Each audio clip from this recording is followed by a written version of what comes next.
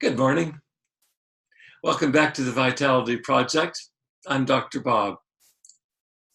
Yesterday, we revisited some themes together that I had just discussed in a podcast interview with the therapist from back east, David Ward. Our topic was musicians and mental health.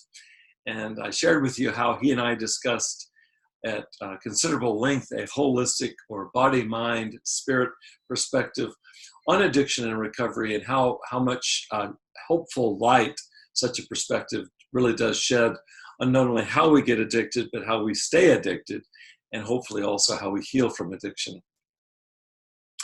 In yesterday's podcast here, we focused on the first part of this holistic perspective, namely the body, and specifically how it is that medical doctors themselves focus on the body, including the brain, and how paying close attention to physical functioning in the body is really foundational to our understanding of addictive behaviors.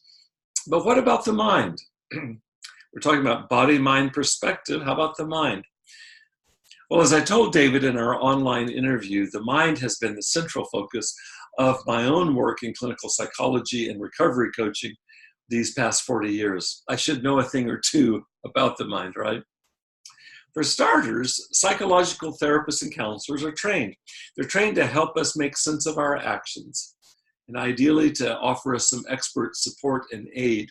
For example, in addressing those feelings that sometimes leave us perceiving ourselves as being bad or wrong or defective around our addictions. We've discussed this recently in regards to shame and guilt, and these are areas of great expertise of those that have been trained in psychology.